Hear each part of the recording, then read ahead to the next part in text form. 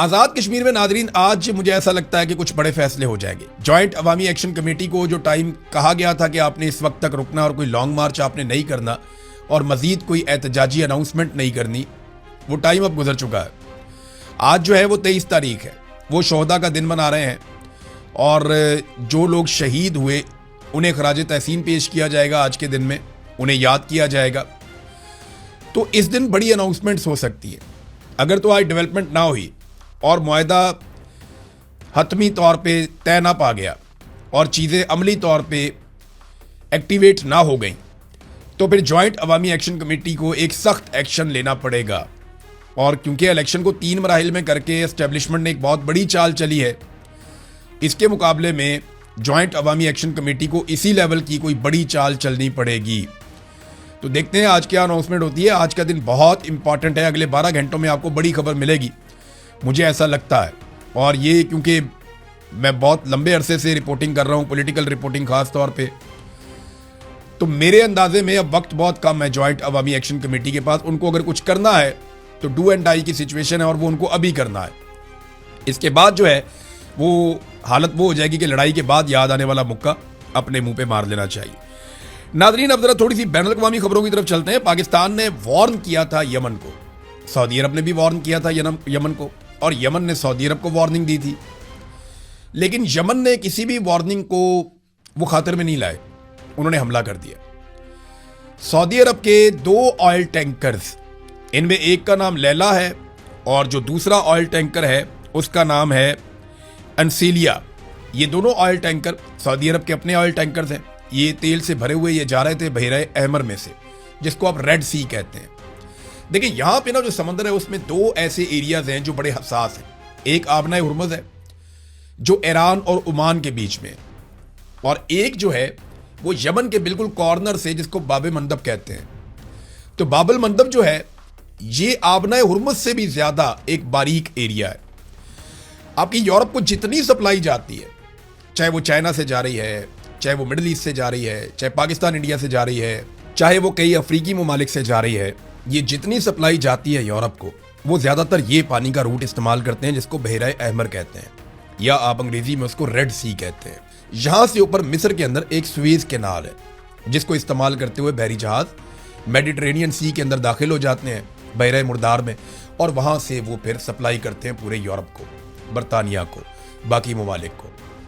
तो अब मामला यह है कि जो रेड सी है, जो बहुत इंपॉर्टेंट एरिया है, वहां पे बाबुल मंदब के करीब अटैक किया है 2 ऑयल टैंकर के ऊपर और दोनों में आग लगी हुई है। इस वक्त जब मैं ये वीडियो रिकॉर्ड कर रहा हूं तो अब तक की इत्तला के मुताबिक दोनों ऑयल टैंकर्स के अंदर आग लगी हुई है और दोनों का ताल्लुक सऊदी अरब के साथ था।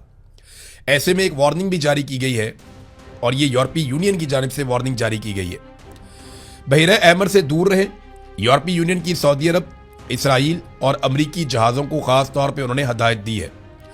और उन्होंने एक और बात की कि सिर्फ सऊदी अरब के जहाज़ों को खतरा नहीं है, बल्कि जो बाकी शिपिंग कंपनीज हैं वो भी अपने आप को बचाएं, क्योंकि यमन ये समझता है कि जो भी जहाज़ सऊदी अरब के बंदरगाहों के ऊपर जाएंगे या वहाँ से गुजरेंगे वो सऊदी अरब को फ़ायदा दे रहे हैं, तो वो सऊदी अरब के ऊपर अटैक करेंगे। सऊदी अरब ने इसके ऊपर वार्निंग जारी की है। इससे पहले सऊदी अरब ने बड़ा तगड़ा जवाब कई मरतबा यमन के जो हौसी हैं उनको दिया है, और इस मरतबा पाकिस्तान भी उनके साथ है। पाकिस्तान ने बाकायदा वार्निंग भी जारी की थी। जब हौसियों ने ये धमकी दी उसके बाद पाकिस्तान ने वार्निंग जारी की, लेकिन उनके पास हथियार इस नौयत के कहाँ से आए, ये है वो बड़ा सबसे सवाल।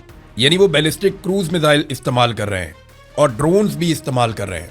यानी जिस किस्म के हथियार ईरान के पास हैं, बिल्कुल वैसे मिलते जुलते हथियार जो हैं, या उतनी काबिलियत वाले तो नहीं है, लेकिन फिर भी काफ़ी हथियार जो हैं वो यमन वालों के पास भी हैं, और वो आसपास के मुल्कों को मुसीबत डाल सकते हैं। ख़ास तौर पे बाबुल मंदब को बंद करने की सलाहियत तो उनमें है, क्योंकि देखिए ज़मीन उनके पास है ना, कब्जा उनके पास है।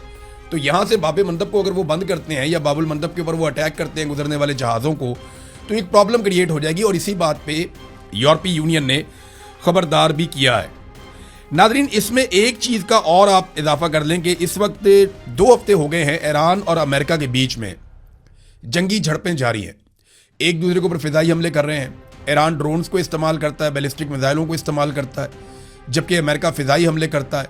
अमेरिका ने ईरान के बहुत सारे एरियाज में बड़े खौफनाक अटैक किए और बार बार फिजाई हमले कर रहा है। एक एक दिन में दर्जनों धमाके ईरान के अंदर होते हैं और बहुत सारी शहादतें भी हुई हैं। दूसरी तरफ ईरान ने अब तक जो अमेरिका ने कंफर्म किया 4 अमेरिकी फौजी मार दिए, जिसमें एक खातून फौजी भी है। और वो बड़े पैमाने पर अमेरिकी जो फौजी अड्डे हैं अरब ममालिक में, वो उनको निशाना बना रहा है। काली बाफ ने एक स्टेटमेंट दिया, उसने कहा जी अगर यहाँ से आबने हुर्मुज़ से हम अपना तेल नहीं बेच सकते ना, तो फिर कोई भी नहीं बेच सकता। यानी अगर तेल हम नहीं बेचेंगे तो फिर हम किसी को भी नहीं बेचने देंगे।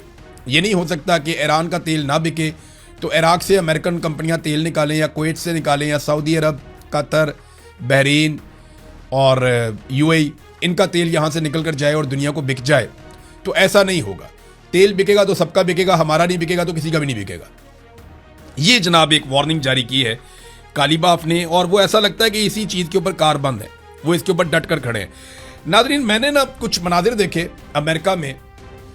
अमरीकी जो वजीर जंग है या वजीर दिफा आप कह लें, पीट हेग्सेट, वो सहाफ़ियों के और पार्लियामेंटेरियंस के जो उनके सियासतदान हैं उनके सवालों के जवाब दे रहा था। मैंने बार बार देखा कि उससे बड़े सख्त सवाल किए जाते हैं। उससे ये भी पूछा जाता है कि कितने लोग हमारे मारे गए, हमारा कितना नुकसान हुआ।